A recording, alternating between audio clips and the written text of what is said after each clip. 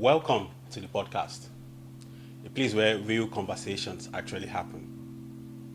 Today I have with me someone that I've come way back with. But beyond that, he's also a cybersecurity expert based in the UK. He understands the internet in a way most of us don't. And honestly, after today, you might start using your phone very differently. We are talking about digital privacy, cyber threats, migration, and how to build a global career in tech as a Nigerian abroad. Let's begin. You're welcome to Second Soil, sir. Thank you. It's good to see you, my brother. It's been a while. It's been how many years now? 12, 13, 14, thereabout. Yeah, something like that. Damn. Yeah, something like that. Probably more, because I think probably the last time we probably met would be around 2014, 13. Wow. Or 15. And now you've become a cybersecurity expert professional. Let's get to know you. What's your name? Depending on who you ask. Well, I know what I call you, but the audience would like to know your name, you know. Yeah, my name is Jamiu Olamilekan. Lekan, people call me Lekan, people call me Jamiu. Most people call me Java as Java. Back in the days. When someone is called Java, you can understand where we're coming from, right? Yeah. My handle in most of the social media is Lekan Java, which I've been using for a very long time. So yeah. Depending on where you're coming from. Quickly, I want to strike you with one sharp question that actually concerns me. Okay. If someone is to hack me now, what will it take? I think it's pretty much easy. It just depends on the gain for them, right? And most of the time, depending on what you refer to as hacking, because there are different type of hacking. Oh, there are different types of hacking. Yeah. I mean, right now, your system might, your PC, your phone might actually be compromised right now. Oh. And to be honest, a lot of us, our PCs, our laptop, our phone are compromised. But you never know, because people that compromise it, they don't need anything from you. So they're not going to steal anything from you. They're not going to take your money. They're not going to do anything at all. They just compromise your endpoints and just leave it there. So what kind of hacking do we have? So like I said, there are different types, right? Like the one I just explained now, which is some of the ones that we've seen in recent time, is that you'll just infect your phone, your laptop with malware, and they're not going to do anything bad to you. With malware? Yeah. So your phone and everything is just going to be like that. And then what they do is that they sell those access to your endpoint to other people that use your phone and your laptop to conduct cyber attacks in other places. So for example, now if some Belarus hackers want to hack United States, they will never do a hacking effort from Belarus.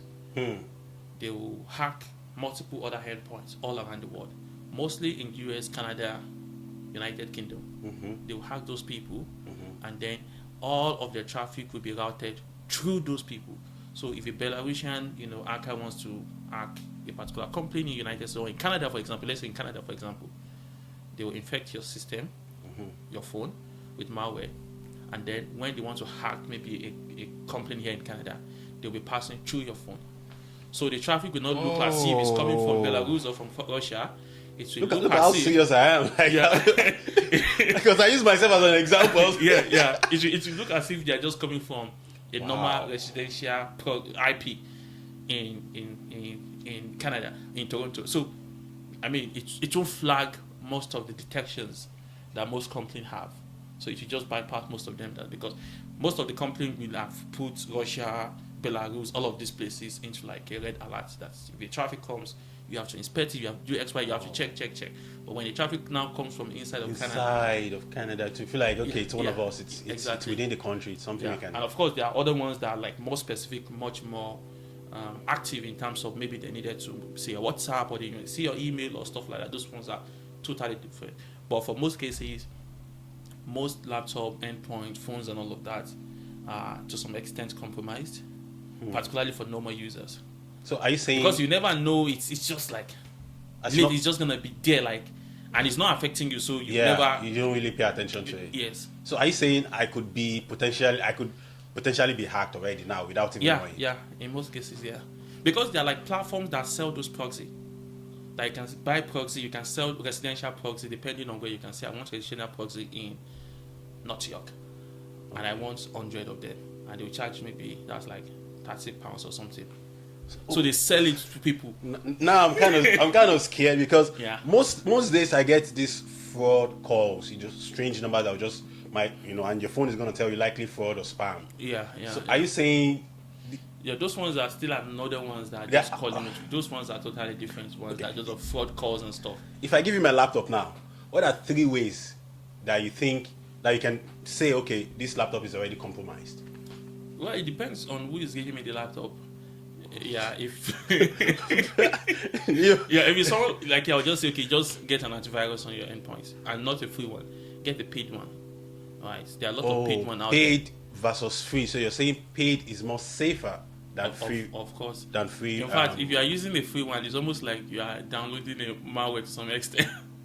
Yeah, to some extent. So usually, I mean, to be honest, not all, because some good ones offer free, but the free is limited. Much, very limited. Yeah, and you have to be careful about those ones that you consider free from. There are a lot of free ones that are like malware on their own. That's they might not be doing something bad to you, but they might be, they have to get paid some way. So if you are not paying them, they have to find somewhere, right, some way to make money, either to use the system like a proxy, like I said. I don't even think anything is free nowadays. Exactly. Or they could just say, oh, we're scanning your data and making advert based on that.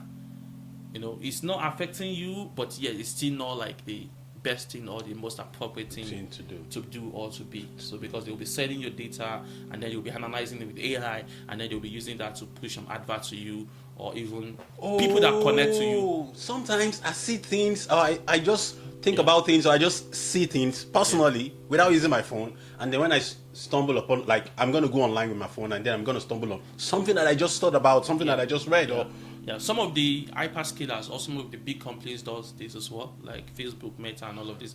They too, to some extent, do it. That you do something on Facebook, you interact with something, they sell it to Google, they sell it to each other all the time.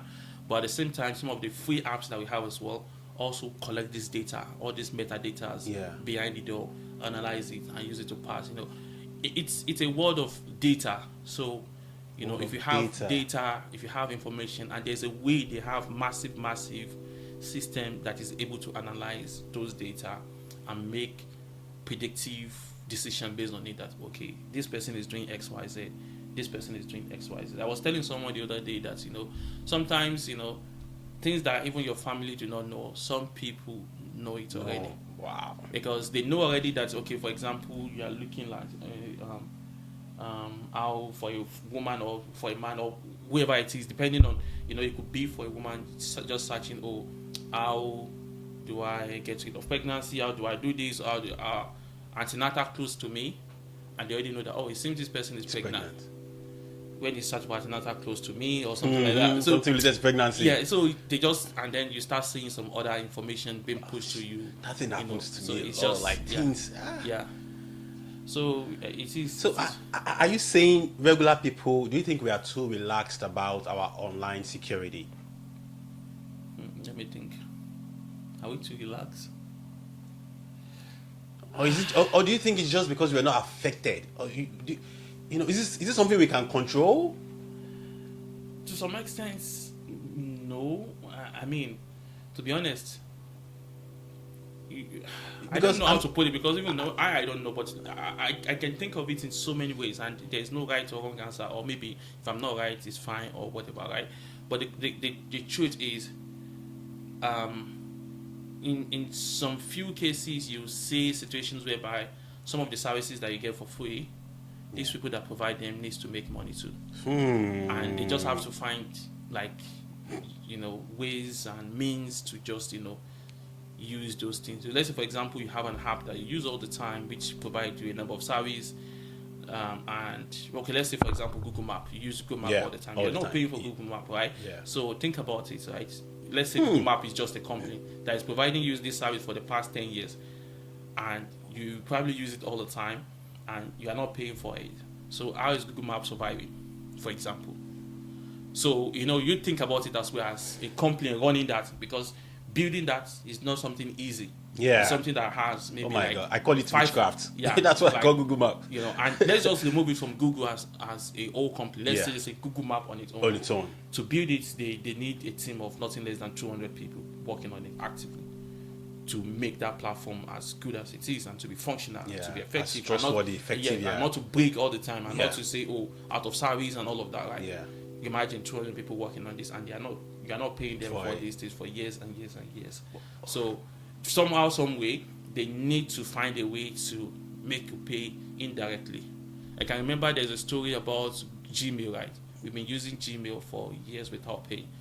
And I remember there was a time, I think it was a story about when one of the employees at Google says that they need to start analyzing the data of people's emails and be selling it in some ways. I think this story, I read it long ago actually, and I'm not sure. I think the CEO as of then were like saying something along the line of, it forbids the person of ever thinking of this, right? And that was a long time ago, but eventually that was eventually what they later start doing. They do a kind of a, can't remember exactly how they do it, but they do some kind of analysis of your data to some extent without having to have an understanding of what your email compose itself, but just to sell you XYZ. Yeah. Now that you mentioned app, actually, because regular people we think, people like when you put your apps on App Store and all these platforms, that when people download your app, they make money. Like automatically downloading gives you money. Is that true? Downloading, let's like app. We think they are going to like Google app stores. Let's say you create a new app now. Yeah. And it's on App Store. Yeah. Does people downloading your app, does it generate money for you? In most cases, it doesn't So does App Store give you money? Like give the creator money for people downloading their app? No, I don't think so. So usually how they make money is through advert. Oh. Yeah, it's true. Regular people like me, you see, you can hear. That's why you see all these Muslim apps and the rest of them, all these, when you open it, there are like 10 adverts popping up. Some of them even force you to state. Yeah. Until you finish watching that video. Yeah, before you jacking. Before you can actually, because they have promised those people that gave them those adverts that, okay, we will make everyone that comes onto this platform to watch this 5-second video. Right? Which is just going to be there. Or a picture, they will just show you that picture for like 2 seconds that you cannot do anything. You just have to watch that video. And when they keep tracking those, and that's how they get paid. So it might be like a 0.1 per view or something like that they keep. Wow. It's just like having an advert board, in Toronto or in Lagos or something like that. Wow. Now that you mentioned Lagos, let's switch it up a little bit. Yeah. Do you think leaving Nigeria gave you an advantage in cybersecurity? Of course, by all means. I mean, that's like the plan all along. There are some fields that if you're working in, you just have to, for you to do a lot, you just have to work outside of the country. As of now, as far as Africa is concerned, or as far as Nigeria is concerned, there's some field that if you work in, it's just like you're working as an AI engineer. You can't do much if you are in Nigeria, right? Because how many AI is being built, how many models, how many AI-based technologies being built.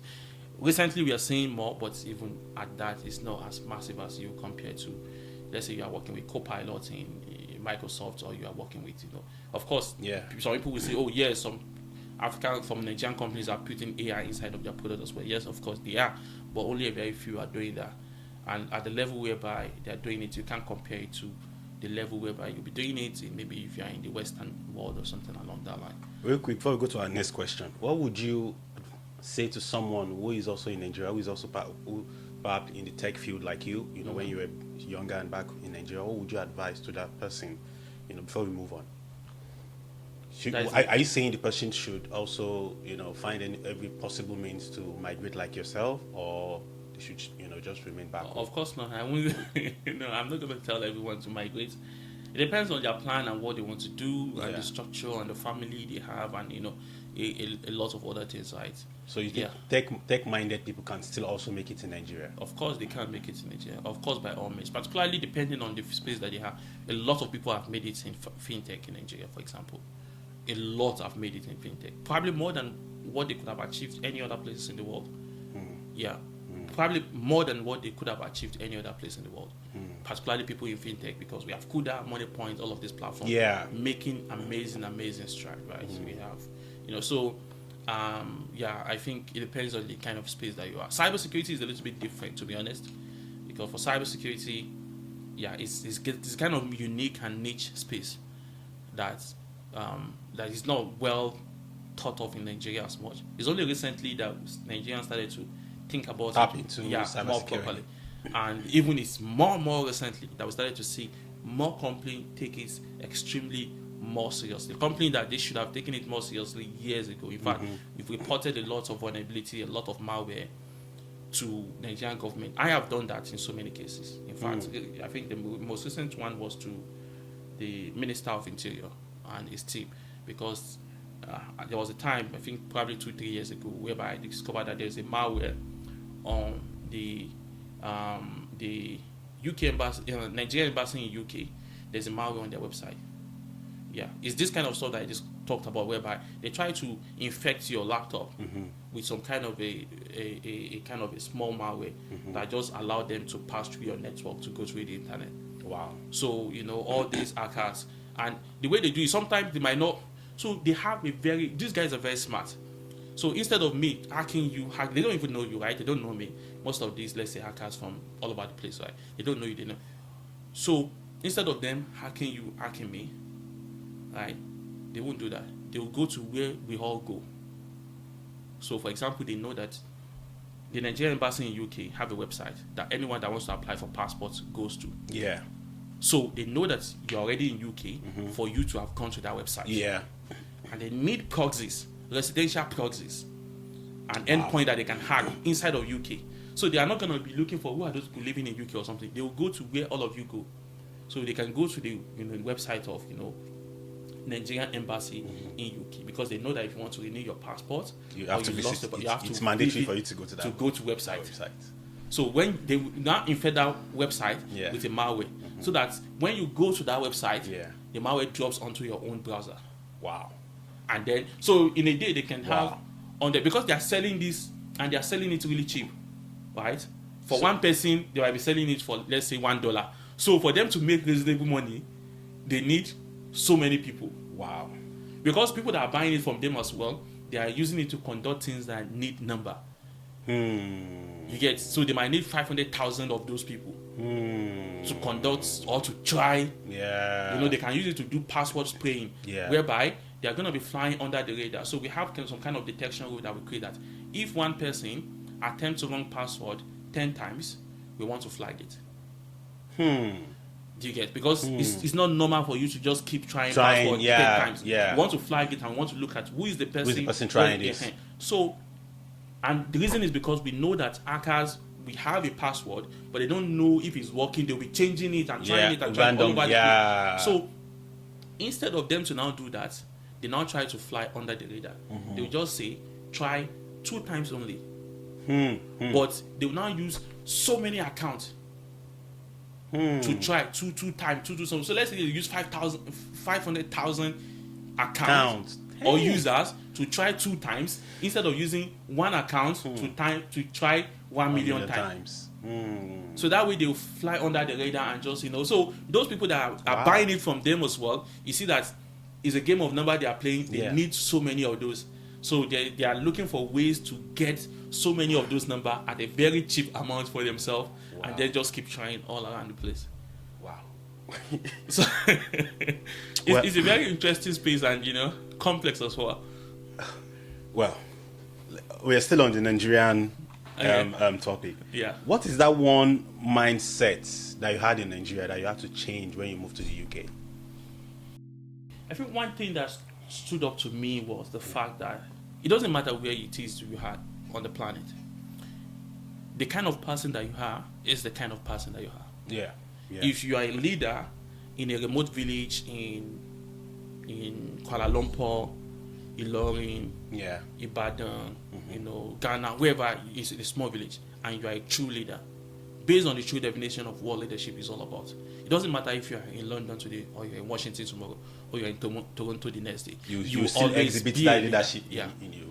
Yeah, and it depends on what you now describe as a leader. For me, I'm looking at it from the perspective of what is a leader in terms of, it's just about being helpful, being focused on what you need to do. Yeah. Knowing how to manage your time. Decision making. Knowing how to use other people to get the value that you want. Because you have to understand, as a leader, you can't do everything by yourself. So True. how do you manage people? How do you relate with people? How do you support other people? How do you those are just things that I consider to be leadership skills. So if you have those skills in a very remote village in Kwara State, or in a very remote village in Ghana, or in a very remote village or town, wherever it is, if you get to a town or city or wherever it is, in Lagos, London, Washington, you will still display.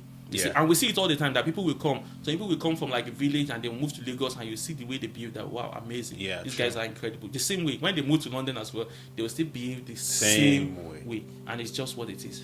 Wow. So that's one thing that I see, that those leadership skills, transcontinent or wherever it is, or place, or planets, even if you want to leave the planet and go somewhere else, it's still the same person. You still even though you be alone there, aliens, even though you be alien, you be leaders to aliens, so that's one thing I think. But I think one funny thing I noticed about UK is that I know that I speak proper English and all of that, but getting to UK is a little bit different, because I noticed that they have accent.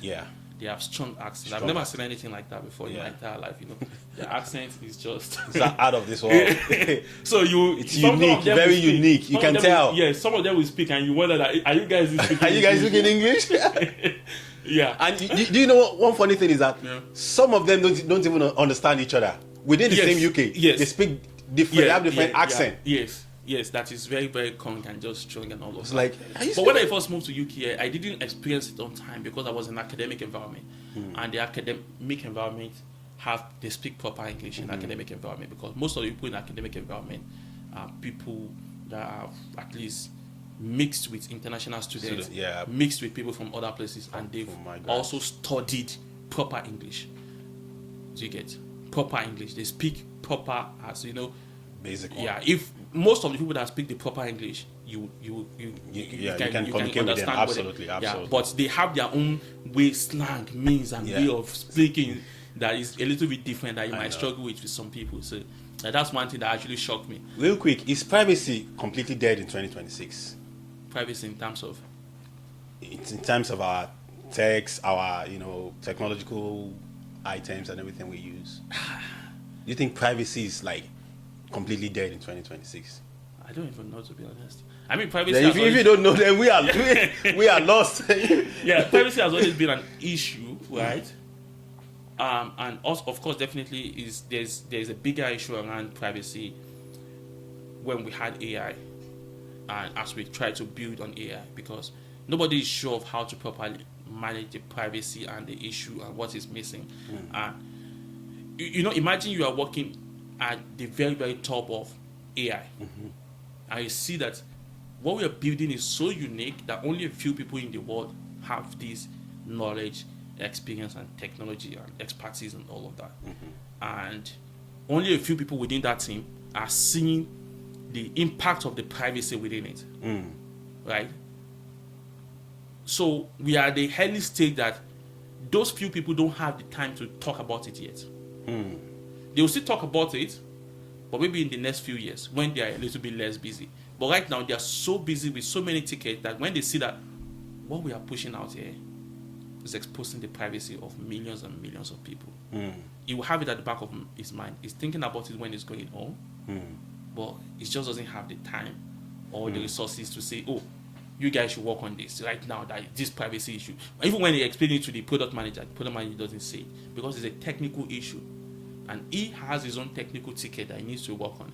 So he will just leave it. But I think at some point we will come back to it. It's just like when we started with technology as well. There are a lot of things that are not supposed to be. But as year goes on, some of these people that knows exactly what the issue is they moved to the governance part of it, and they started to work on the governance part of it, trying to bring back, what these are the things that we should do, and you see different kind of compliance come into play. You must do this compliance to do X, Y, Z. Yeah. If you're in healthcare, you must do this compliance, and these are the metrics that you have to look at. Oh, you're already speaking in technological terms. So eventually, I think we will catch up with it, but for now, there are a lot of loopholes all over the place. A lot of us don't know where it is. People that know where it is, they are busy. But with time, I think we'll get a little bit. Yeah. But by the time, regular people like us, maybe we are still, exposed to, But anyway, it doesn't affect us, right? That's why we all mind our business. But how did you break into cybersecurity from Nigeria? Like, what was your first step? I think my first step is just the dedication to the craft. Extremely dedicated to the craft in terms of just, doing what you have to do pretty much, right? I mean, that's like because of course, I studied mathematics, right? For my bachelor's. Yeah. So, I didn't get to do as much as I would love to do because I was in the computer science department. I tried to get so close to them in terms of taking some of their courses at early stage, but eventually I got busy with mathematics and all of that I couldn't keep up. But at the same time, what I made sure is that I was learning. I was learning software development, web design, and all of those things. That was when Java started calling me Java and all of that. So, but then I've actually been living the learning program before I got to Unilorin, because they've been calling me Java even before I got to Unilorin. Because I have one book like that one of my brother gave me on Java programming. Java programming. Yeah, that's how the name came of Java. So I used to take that book everywhere I go there. Even that before I got to Unilorin. When we were doing Jam and WAEC and stuff like that, I used to have the book with me all the time, Java programming, blah, blah, blah. So that's where Java programming come into play. So it's just about being dedicated to the craft. And I was just in the field. I was just doing everything I can while I was in Unilorin. I did networking. I did to the extent that when I finished, I was posted to Abuja to serve. And as soon as I got to Abuja, someone asked me to go for an interview in a company for a network engineer. I went for the interview. I met the man. He asked their team lead to do an interview for me. 45 minutes. We did the interview, and then I got a placement there. Oh wow! Yeah, and that's how I got a request letter to take to NYC to post me to that particular company. Oh, okay. And then they posted me there. So I did my first year there, and it was really great. I did networking. It was more of networking, router, switches, firewalls, and all of those things. And then I moved to the next row and the next row and the next row, continuously like that. And while I'm doing all of this way as well, I'm always dedicated to just learning more. I think that's like learning more. Yeah, and I think that's just like the most important thing about know your craft. Yeah, you just have to know it and keep learning, because updates are coming. Don't just be a Java that cannot Java. Be a Java that can Java. Yeah, so I mean that's just like the most important part of it, the ability to keep learning. Absolutely. So for someone who is in Nigeria right now, the UK or Canada, who want to move into cyber security, what is one thing they should not do? Your questions are quite hard. Yeah, because most people are always, what should I do? What are the things that I need? Where should I go? That's what people are so fixated on. But what are those things that they should not do? That perhaps it's just going to break the journey halfway, or they're just not going to accomplish their goal as a cybersecurity, person that they want to be, or something like that. What are the things that you stood away from, that didn't affect your journey to be an expert that you are now? What they should not do. Yeah. I think in terms of what they should do, they should learn as much as they can and have a plan of where exactly they want to do. Yeah. And they should not be like me. Now we are learning from the experts. They should not be like me in terms of I think when I wanted to leave Nigeria, I was too. I mean, and it's part of me. I make decisions so fast sometimes. Right. My plan wasn't to go to the UK in the first place. I never even thought about going to the UK at all. I never thought about it for once. UK wasn't in my radar, because I've been planning to move maybe since 2018, 2017, but I never thought about UK. I've always been thinking about US, and I made a plan blah blah blah, and then I got a grad assistantship role in US, right? But COVID started and knocked out all the plan. Dang. Yeah, actually, I did with the professor. I did an interview with the professor in ending of 2019, and he said, "Oh, he has interviewed a lot of great people from all around the world, and I'm one of the top people that we are like 3-4 that is actually thinking right now. He's not sure yet, but yeah, he's gonna reach out to me."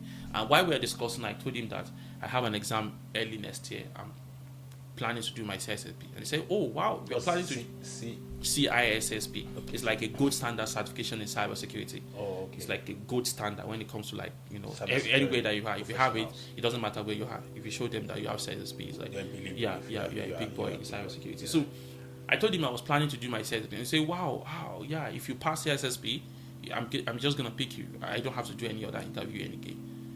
That if I can pass the exam, that's just gonna that's it, pretty much that." So, and that was around, I think, November, December of 2019. So early February or January ending, I did the CISSP Of 2020. 2020, and I passed it. But that was when COVID started as well. Damn. So I reached out to him. He didn't reply until like May or June. At that time, the embassy was closed. There's nothing again. So it was like obvious that we cannot make it that year again. It's like, okay, if you can come next year for a master's, that's great. That you just have to wait. But then, which is not too bad. But then I was too like, I was kind of locked out of Nigeria pretty much. Right. So around that time is when the UK started this. Oh, come to UK. We give you 2 years after. Come to UK, give you 2 years after. In fact, the ambassador in Nigeria made a video, that was saying that, oh, UK is a great place, come now. Because before then, they don't have that 2 year after. When you finish your master's, you come back to, you leave immediately. They just give you like a 14-month visa, and your studies like 1 year. So you finish, you have 2 months extra to pack your things, get your pack your things and leave. So they said now it's not 2 months again that they've given you 2 years. Right, so which I thought, oh, maybe I should go, but then the challenge is that UK I have to pay, US I pay zero if I have to go for US. So that's why I say it should not be like me. I should have waited a year, but you never know what will be, right? But then thinking back, I should have waited a year and go to US instead of going to UK and paying, because I was working for like 5 years saving. To be able to all your savings is what I used to pay for to the UK masters. But instead, if I waited, I would have saved more money within that year, with a year more, save a little bit more, and go for US for free. Yeah. So, but then that's life. So you've learned from the professional here. Well, he said don't be like him, but you can still be like him anyway. Because at the end, he's still an expert. Yes. At the end of the day, it's just about. Well, I tell people all the time, you can't make all the right decision all the time. Yeah. You just have to try as much as possible to make more right decisions than wrong decisions. But that was not even a wrong decision anyway. It might not be the right decision. Yeah, it but might it's also not be not a wrong. Yeah, yeah, absolutely. Yeah, of course. Yeah. So, would you trust a Nigerian startup with your data over a Western company? That's a very tough question. I love Nigeria so much. So we love Nigeria. I'm not gonna. We're Nigeria boy. We love our country so much. I'm not gonna throw Nigeria under the bus like that, because I know as well that they are trying as much. A lot of Nigerian startups are trying as well in terms of making sure that they do the right thing. I know a few of them. I've worked with a few of them. I have some of them as my mentor, and I know that these guys are very, very diligent and smart people, and they try to do it by the honestly they're trying. Honestly, I know a few persons. So yeah, definitely it depends on what the company is all about at the end of the day and who is managing the company. I know that sometimes it might be hard for them to buy all the tools and all the equipment they need to do some of the security stuff, but with what I've seen is that they are also trying as much. I mean, they are doing an amazing job. Yeah, they're trying. Well, do you think Nigerians abroad, they overestimate or underestimate opportunities back home? What do you mean? Like Nigerians abroad, Nigerians in tech abroad. Do you think they overestimate or perhaps underestimate opportunities back home? I mean, when it comes to opportunity back home, it's limited when it comes to tech. I mean, there's no lie about that. It is what it is, right? You're right. Because even there are some cases whereby you will see that it is better to use manual to do something manually than to automate it in Nigeria, for example. Because you just have enough resources to probably manage it manually. So what do you think is actually the problem of the limitation? Because I know there are so many brains, people that are born with the brains back home. You mean, okay, the issue of Nigeria is kind of complex. It's really complex, right?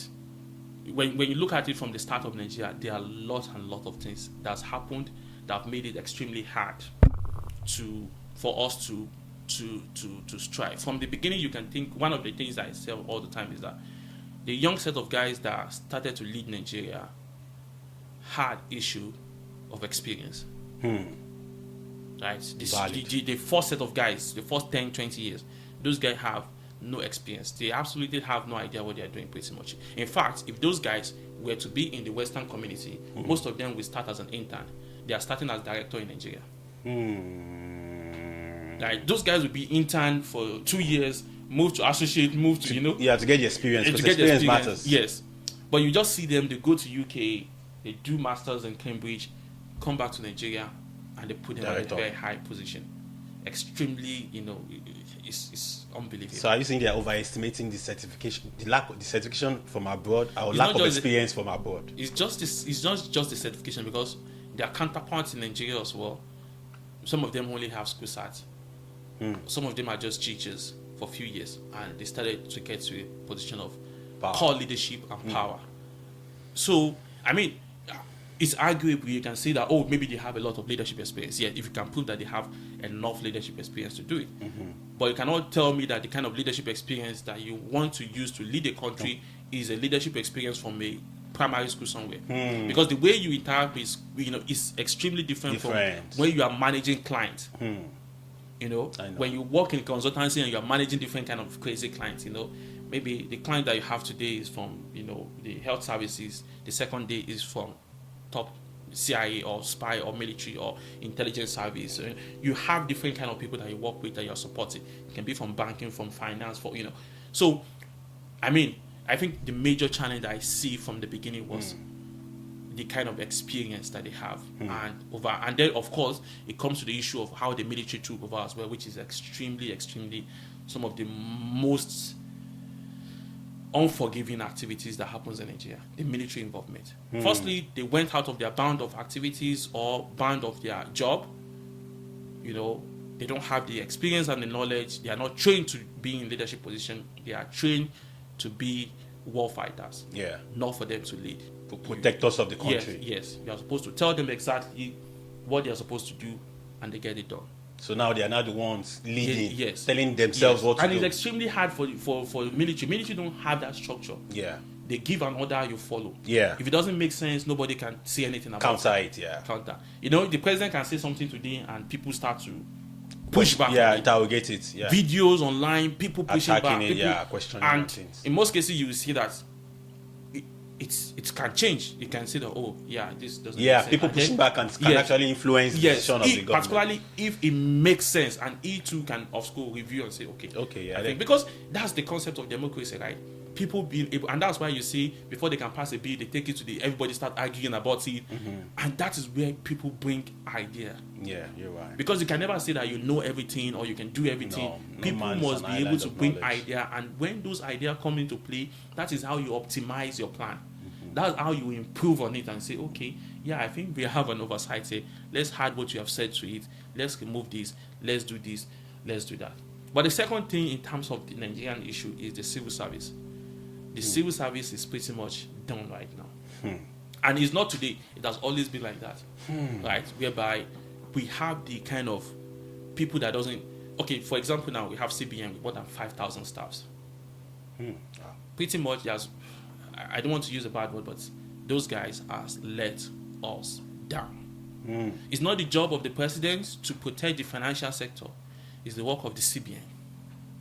And of course, and it's just so complex because it's not just the CBN. Yeah. It's not just the CBN. there are some other factors that are also involved too. involved. Technology, military intelligence, NIA. These people are also responsible. Because on a normal day, you have multiple, 20, 30, 40, 50 different units in the National Intelligence Agency. That their job is simply to make sure that our finance and our economy doesn't go down. These are intelligence officers. These are military officers. These are guys that pretty much what they do is that they find ways and means. They go out there, they investigate, they look for potential issues to our economy, and they provide those information to the lead at CBN and other places. So it can be fixed. So they are like spies. You won't know that they are here, but they are all over the place. All for the sake of protecting the country, the economy. They are inside of banks, Access Bank. They are inside of. If the directors in banks are doing things that can hurt us as a people in this country, that can make us vulnerable, they are the one that will send those info to people that will take action on it. Behind the back door. So, but all of these people, most of them doesn't even know why they are in the civil service to start with. I've met a lot of them. I worked in Abuja for 5 years. Some of them don't go to work for weeks and months. Wow. Some of them that goes to work, they don't know exactly what they do. What said it now, that even in DSS, those guys are watching Big Brother Africa, they are just enjoying themselves and having fun. I mean, I wasn't there. Well, people that are meant to protect us. So you can imagine that kind of a situation. Shout out to you. So these are major challenge. So the civil service has all the manpower, but those guys are just not. In few words, what do you think is the best way, like your own experience and idea right now, to fix that, to correct it? It's extremely hard. Okay, to correct the civil service issue. I don't know, to be honest. It's extremely hard because it requires a massive willpower of political willpower. Because imagine 5,000 staff in CBN, and the truth is, what they are doing, I can do it with 1,000 people and get 10 times more better result than them. 10K more results than what they are currently getting. So I think it's just leadership. Because the leadership is having the. We are not even talking about presidency. Now we're talking about leadership in sectors, right? Because the president can't always, Of course, but it has to come from the president. Because let's say, for example, one of the ways that I think can be done is, for example, if the president say, okay, all the directors, because it's not just that the guys that are working there are just the issues. It's from the directors itself. True. From the directors. True. So one of the ways that I could think about is that, okay, how can we bring the best people to lead? Because they have maybe 7 or 8 directors, let's say, in CBN. And those directors, they have the potential of moving to CBN governor. Or, the president can appoint or whatever. So those directors, for example, how can we bring the best people to lead at that level? So you can vet their level of expertise and experience. As soon as you bring those people, and you have to sideline a lot of people below them. Because, for example, let's say I want to bring the best people. I say, okay, we want to put a job out for directors at CBN. This is the salary. This is the perks. This is what they get. Those guys get a lot of money, I'm sure. So you can say, okay, you're not going to be getting all those money structure and this stuff again. But this is how your salary will look like and your benefits. But you might not be able to get any kind of backside money anymore. Let's say your salary is 45,000 USD a month. Because 45,000 USD a month can be like, a lot of money you are paying for a month for this kind of stuff. But what you are trying to get is that 2 things. The first is that you are trying to get internationally acclaimed and experts from around the world to take up that role. Because if you put it at 45K, you might be surprised that you will get a former director at Bank of America. That want to come and take you. Right? You say that this is a 45K. I don't know, I'm just saying for 45K, you have access to a house in Mitamia, 3-car, security, blah, blah, blah. Right? So you may be surprised, you see a director from Bank of America lining up to take the role. It might even be a Nigerian guy that has worked in Bank of America for 30 years.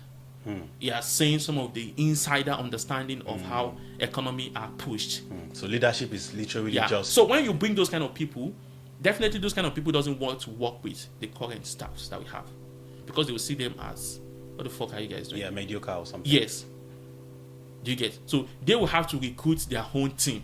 Let's say you bring the director of tech or the city or whatever from one big company like one. It can even be a non-Nigerian guy. It can even be a non-Nigerian guy. So fast someone that's going to bring results. Yes. What we care about is results. Simple. It's as simple as that. It can be a Pakistani guy. It could be anybody. It can be anybody. So this guy will come and say that you guys cannot be working for me like this. Yeah. I need my own guys. This way we work is totally different. So and that's the way it is. So you will see that when you bring those kind of people in, they want other people under them as well. Mm-hmm. And that's the only way. A lot of issues that we have in Nigeria are issues that could have been solved by a civil servant with 7 years of experience doing his job. It's as simple as that. You just see it's just a normal civil servant that is just a senior analyst. Mm-hmm. 2-3 of them, they would have solved it. For example, CBEX issue that took trillions of naira out of Nigeria is just a normal thing that 3 guys at the Nigeria Security Exchange or whatever would have detected.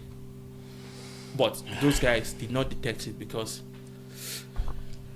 it's just scattered. And the truth is, it's not just one sector. Yeah. It's all of the sector. Yeah, all of the sectors. Because the only way someone in CBN can turn off his phone and work focusedly for 10 hours, 8 hours, is him knowing that if something happens to his child at home, if a child died 911, someone is there that would help his son. So he doesn't have to think that my child at home, I'm thinking of them as well. I have to put my phone close to me, blah, blah, blah. He knows that if something happens, someone will get to it faster than I can ever get to it, and they will take care of the situation with best of my interest. He knows that when his wife goes to the hospital, they will focus and they will do the right job. He knows that when something happened, a crime happened, the police will do their best job. He knows that, it's just, I was telling someone the other day that, let's say, for example, they give me a minister in Nigeria, right? And I intend to do the best for my country. And then we are trying to, I will not even use an example of a big country like UK, US, Canada, or stuff like that. I won't use an example of that. Let's say Brazil, for example. We are having we are doing some kind of stuff with Brazil. We are doing maybe contracts or signing some documents, we are doing some kind of stuff that requires us to, or agreements or negotiation or stuff like that. An intelligence officer from Brazil are in Nigeria, of course, because they are all over the place, just like we have as well. Yeah, we have. So, as a minister, somehow, some way, he got to meet me, and he told me, let's say he just came out, maybe just as a room service to come to my room in Sheraton or in Hilton or Transcorp or something, and he told me that, see, you have to put XYZ into this negotiation, into this contract, and if you don't put it, we will kill you. And he says, and I see that this thing that I want me to put into it is something that will undermine Nigerian people and our interest. Right? And he said, if I don't put it, they will kill me. What do you think I will do? You'll be forced to. Yeah. But imagine that as soon as he did that and he was going, and 15 minutes later, I got some other people came to my room. And they told me that they are from the Nigeria Intelligence Service, that they've just arrested that Brazil intelligence officer that they've been tracking for the past 16 weeks. And they know exactly what he came to do. And he's already in custody. How do you think I will work and I'll focus and I'll push more?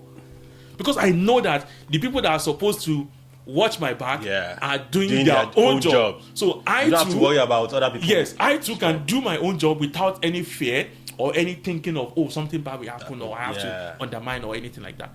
That is it. That's a very good illustration. We all have to get our jobs done. Everybody, to the primary, to the kindergarten, to the people taking care of your children. Because I cannot be at work thinking of this, of what we need to do at CBN. My mind will be divided. And then I was still thinking that are the teachers in school doing the right thing? Yeah. I must be sure that they are doing the right thing.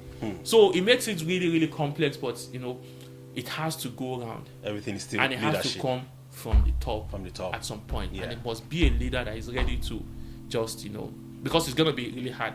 We have a lot of people that have paid in civil service, unfortunately, which is really, really bad and unfortunate.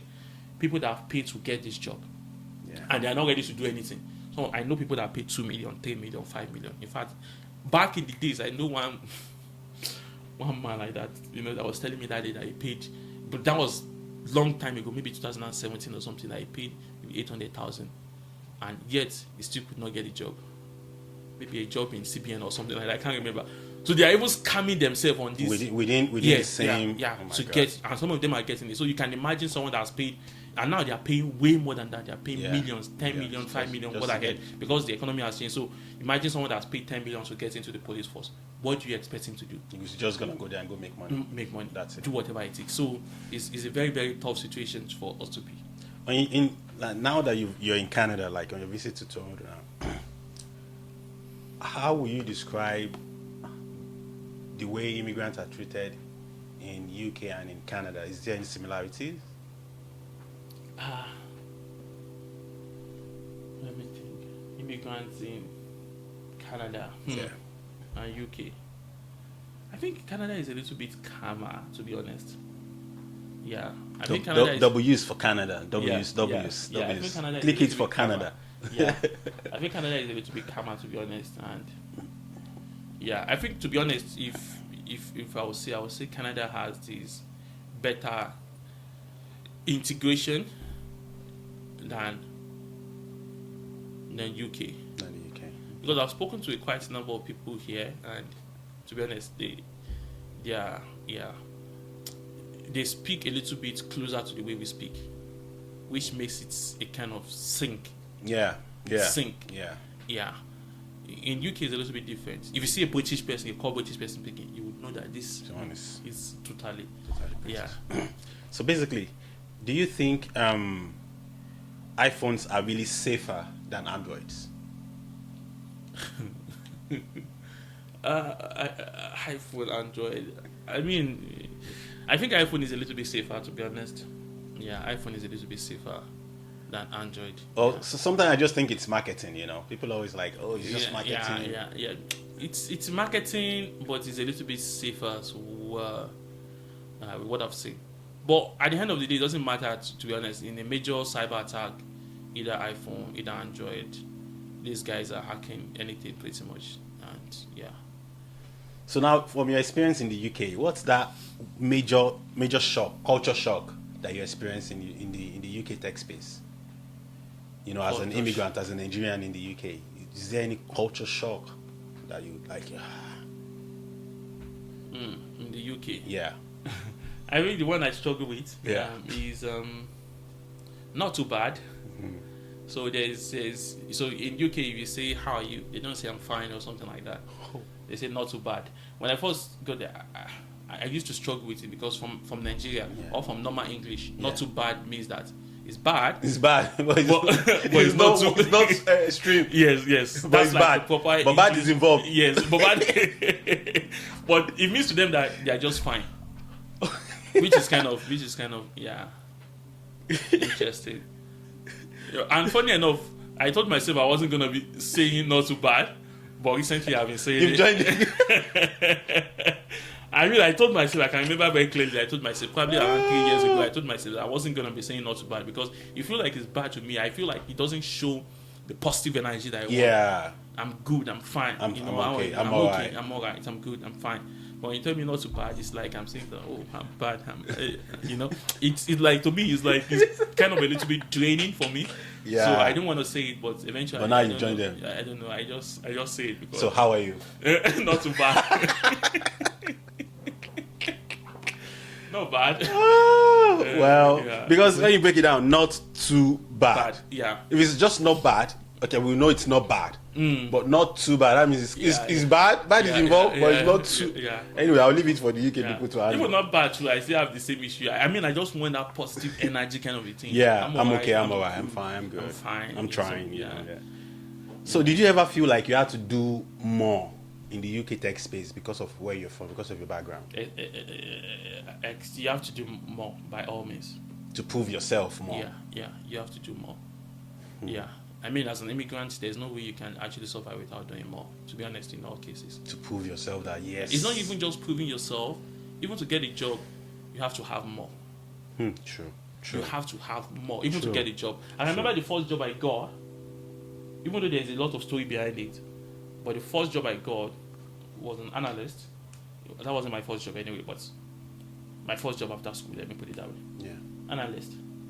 And when I got to the role, I was like, though there's a story behind it, but yeah. When I got to the role, I noticed that no, I'm not supposed to be at this score. I was supposed to be way higher. And to be honest, I made a mistake. Even during the recruitment, I wasn't supposed to be in that role. Anyway, but I made a mistake. And they put me in that role. And when I got there, I was like, no. 3 months after, I told my manager that I want promotion. Oh, wow. Because I knew that I wasn't supposed to be in that role. And he gave me the promotion, actually. Oh, good. Yeah, and he gave me the promotion. And 8 months after, there's another promotion, and I applied for it. But then my manager has left. Oh. My manager has left the man that I was actually having. They now have like a new manager, and she doesn't want to give the promotion because she was like, no, why will you get 2 promotions in a year? And from my own perspective, I don't see it. Yeah, because I started at lower than where I should be in the first place. So, and I was extremely dedicated to the role because I moved to the city. Even when I got to the city, I moved close to the office. I was staying like an hour away from the office. When they said they wanted to be working in the office, I moved to the town center where the office is, which is just like 10 minutes. You know, I was extremely dedicated to the role. And funny enough, when I asked for the role and it didn't give, I was pushing, and they put the role out there for application. And I applied. And they called me for an interview, and I went for an interview with the director and my manager, the person that was taking the position of the manager then. And the director was fine for me to take the role, actually, to take the promotion. But the manager, the interim manager then doesn't want me to. She doesn't want you to. Take. So it was supposed to be a 30-minute discussion. We were there for 2 hours. Oh, so pushing back and front. Yeah, so you had to do more. You had to prove yourself more. Yeah. So eventually, that's why I left the company eventually. So it doesn't matter where it is that you have to just do more as an immigrant. You just have to show that you can do more for you to actually fit in. Because the structure is almost the same thing everywhere. If you are 70%, and they can find a British person that is 60%, 50% of the time they will take the British person.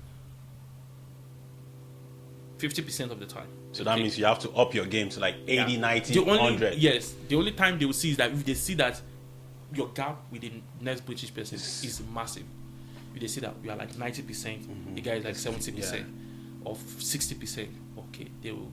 But if you are like 90% and the next British person is like 85%, 84%, 80%. They feel like it's still distinction. It's close to each other. Yeah, the person can get better. Yeah, can get to catch up.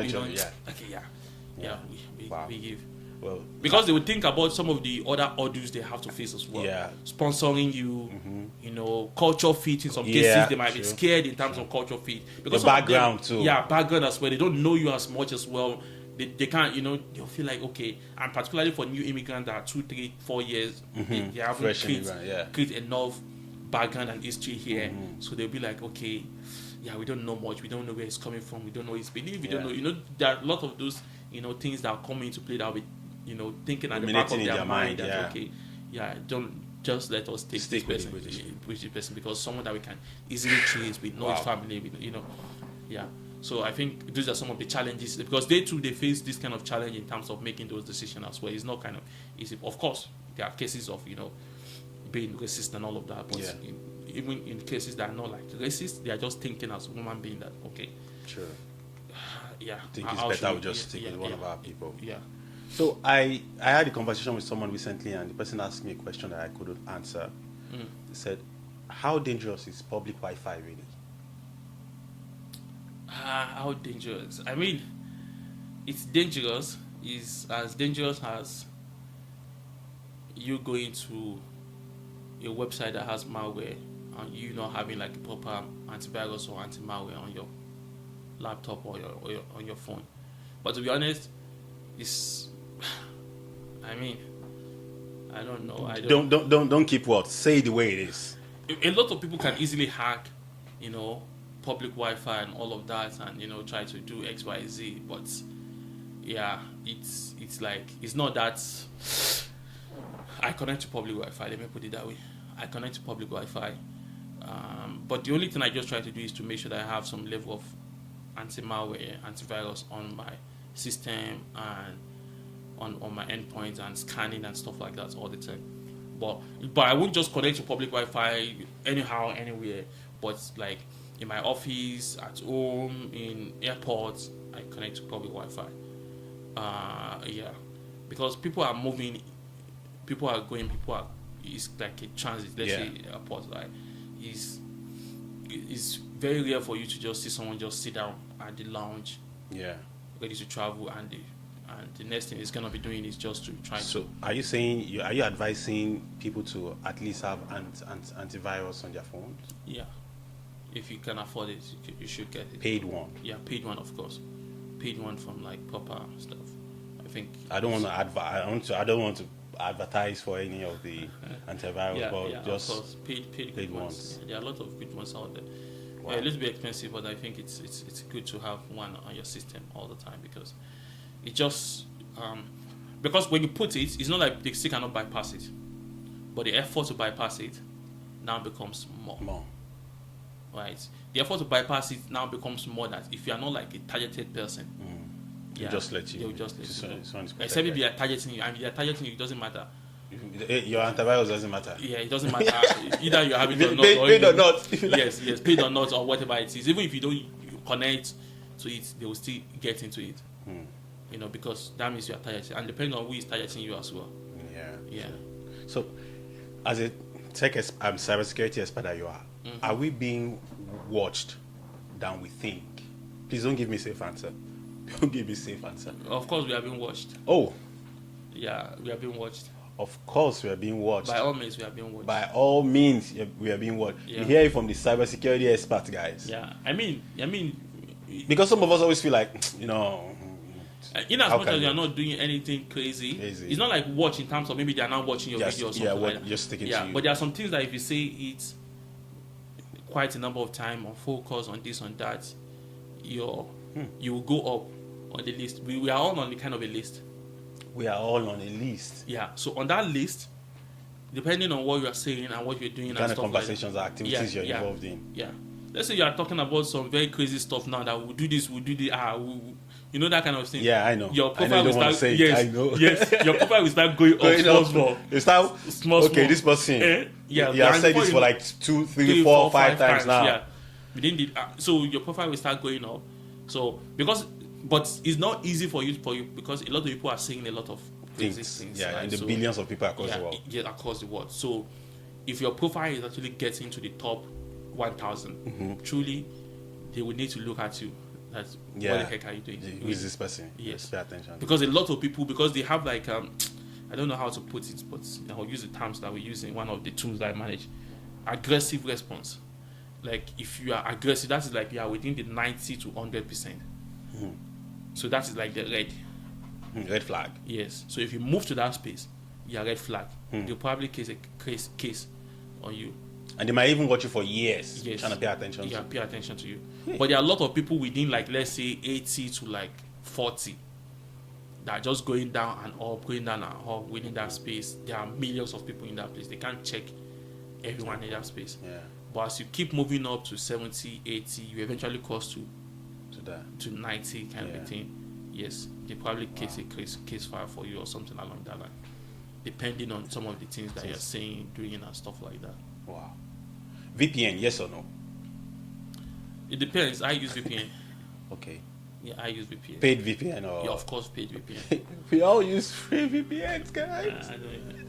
Free VPN is just like it's just like I place for adverts. Yes. The way they put things on the profile, it's like 10 different advertisements on it. Yeah. I know, and it's always like limited also.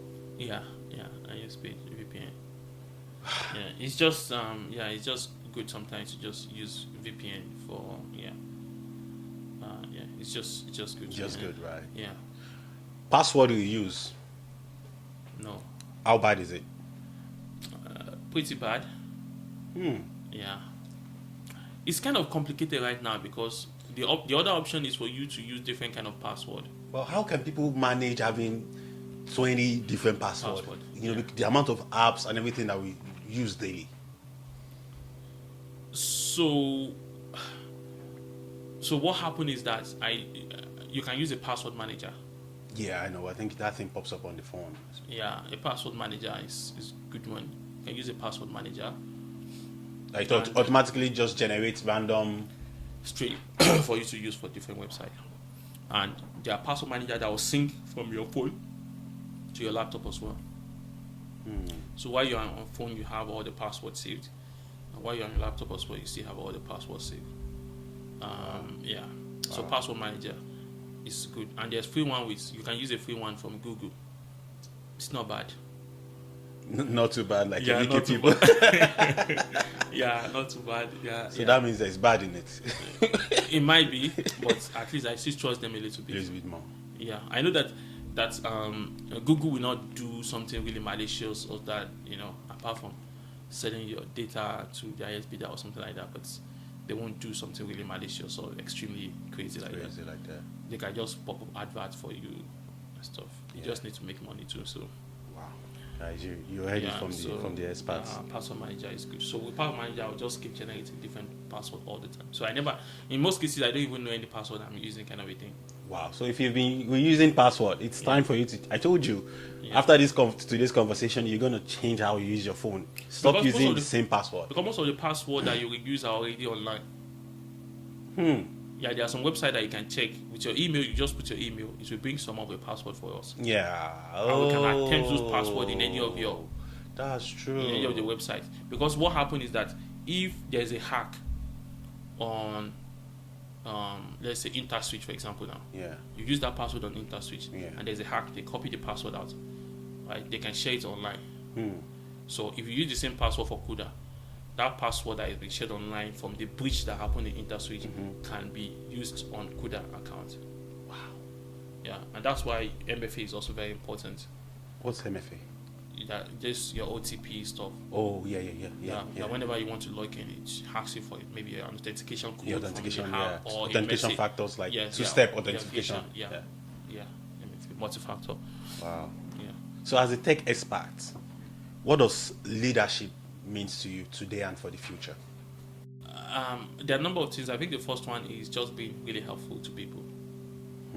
You mean the people, the community? Yeah, the community, the people that you work with. I've worked in a space whereby some of my teammates wanted me to be their mentor. Right? I've worked in a place that people know that, if they go to me, I'm always willing to help. I'm always willing to just support as much as I can. Right? Just having that sense of, community, helping people, I think is extremely important. And the other thing is learning as much as you can, because those people that are going to lead the future are people that know more and more and more about the space, pretty much. You can't lead with ignorance or with you can't lead with ignorance. Sure. So you must be able to learn as much as you can and continuously. I think that's also very, very key and important. And the world is actually evolving. The world is changing rapidly, Yeah. So I think leadership is very much paramount now. Yeah. So it's not just about just jumping into it. Like, can you actually lead? It's not just about, I was this, I was that. Can you actually lead? And there's something that I've learned about leadership is this, right? You don't have to be a leader for you to actually be a leader. Yeah, true. You don't have to have that title called you're the leader. Yeah. You don't have to. People are the ones that will discover you as a leader, naturally. The way you behave, I tell people all the time, one of the best way for you to get to the very, very top, particularly in the Western community, whereby there are limited opportunities, particularly at the most leadership role for immigrants and black people and stuff like that, is to be as helpful as you can to your space. You're working in a space, your manager, your director, your head of service, your this. Be helpful to everyone. Your teammates. Yeah. Be helpful to them. Right? Because eventually, what happens, what I've seen, and this is what I consider to be my own personal strategy, and some of the things that I think about all the time, is that eventually you get to a point that some of the people that you work with will get to that leadership position, I would say, and they will think that, who can help me get this thing done? Are you the one that comes to their mind? Yeah. Because at the end of the day, those guys don't care. Yeah. They don't care because people, those people that you work with, in most cases, when they give them a leadership or something, right? Let's say they make the person you are working with to become the CEO. Yeah. he doesn't care about black or white or whatever. What he cares about is success. Success, yeah, He results. wants result. He wants to be known that this is the guy that gets it done. That got it done. And he cannot do it by himself. Yeah, He needs people. yeah. When he think about people that can get it done for him, he's gonna think about you. Because if he can think about you, don't worry, he's gonna bring you up and say, okay, Yeah. I want this guy here because I know I worked with him before and I know he's the guy that I can trust any day. Yeah, that is result oriented. That can bring the results Yeah. to the table. And that's why most of the time when people, I do some things, let's say for example, my manager just called me at 9 p.m. or something that can I do X, Y, Z, and I'm free. I'll jump on it. You make the sacrifice. Yeah, I'll jump in as much as I'm free then. Yeah, you can do I'll jump on it then. Jump on it. I won't ask any question that or maybe blah blah blah or something like Yeah. that. Because I know that he's under pressure to get that thing done. And you can do it. Yeah, and that's you are why free at the time. So why not? And in most cases you see them that eventually when you do it, they eventually come back to you and say, you work extra hour the other day, and then they pay you for it. Yeah, they in most cases, there are some places that they will not pay you for it. I've been in both places. Yeah. I've been in places that you work for free. Yeah, for my manager, and then he comes back a week after and say, "Oh, Jamie, you did X, Y, Z." Okay. So in fact, I have a manager then that if I do 4 hours for him, you get okay. I'll send it to the HR and we send 8 hours to them. There's no time that I do extra work for him that it doesn't add extra to it. Wow, that's. If I do 4 hours, that is supposed to pay per hour for the extra that I did, it will just like double it or something like that. That's a good leader. You get That's a good leader. And it's not like maybe I knew that was what he was going to do. He just knows that when he calls me, I'm always like, as much as I'm available, I will just jump on it pretty much. There's a question that which is the last one for today, is I had a chat with a few audiences that have been sticking to our podcast. Mm-hmm. So I was able to pick one specific question. So before we wrap up, it says, if there is one thing everyone listening should change immediately after this conversation, what would it be? Coming in. If there is one thing everyone listening or watching us should change immediately after this conversation, what would it be? I think take your life extremely very seriously. Yeah, I think you should take your life very seriously. Your professional career, your health, your personal goals. Just take it very seriously, because this is you at the end of the day, right? And it's quite interesting how you never know how long you're gonna stay. Yeah, we could stay till 90, right? Yeah. I'm surprised I see some people, I didn't even know they are as old as that. I would say 73, 69. I'm like, wow. Yeah, so just take your life seriously. Take your life seriously. In every form, security-wise, hygiene-wise, whatever-wise, professional-wise. Professional career. Take your life seriously. Your family, and look after yourself. Don't be lackluster about it. Don't be lazy about your life. Take everything seriously. Yeah. You've read it from the expert, guys. It's not me. So now, moving on, finally, based on the stage in which cybersecurity and technology is right now, are we moving towards a safer world or a dangerous one?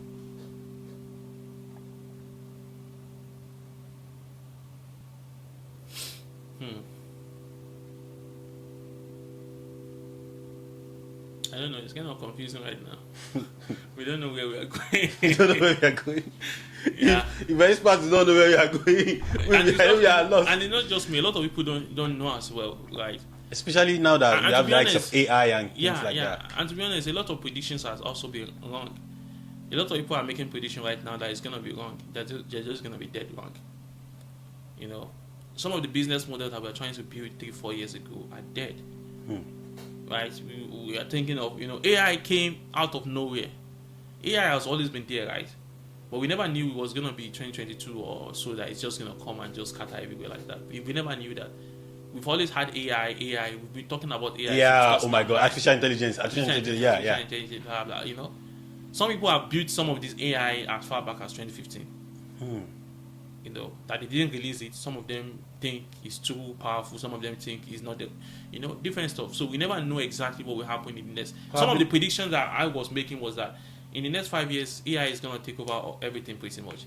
But I never know if that's going to be true, because that being true means a lot as well to all of us in the industry. A lot at risk. Some people are saying that we might all just go into being on universal credit or something like that, on benefits, everybody, because there will be, and you can imagine some of the smartest people in the world Saying that. Yeah, and it's gonna affect some of the smartest people in the world as well in terms of tech. Think about all the software developers, cybersecurity, data, everything. AI is probably going to be to do all of those things. So, But know what should will happen? Yeah. I don't know if that will happen. It's just a possibility, but hopefully it doesn't happen. Fingers crossed. Fingers crossed. I mean, I don't know. So it's kind of, some people are saying that you better start learning plumbing, blah blah blah, PSW. And work.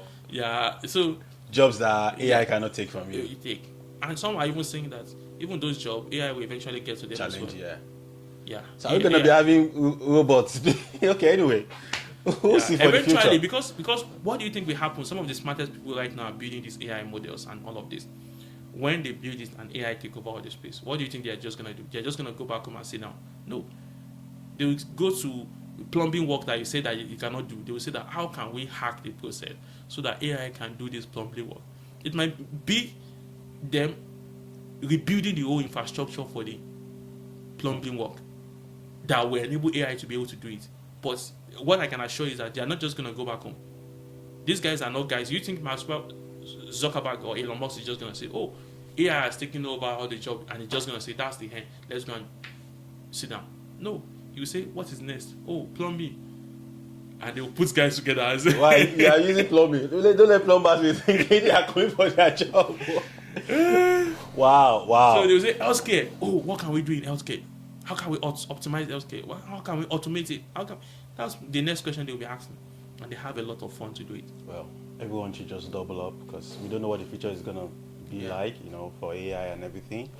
Thank you so much. It's been a wonderful conversation with our cybersecurity experts all the way from the UK. So we've had a wonderful conversation on this podcast, and I'm sure from today you're going to be using your phone differently because you've heard the right words from the experts. So I hope you protect yourself, and as I said, take yourself, take your life seriously. So it's been a wonderful chat. We'll see you on the next podcast, see you on the next one, and until then, stay blessed.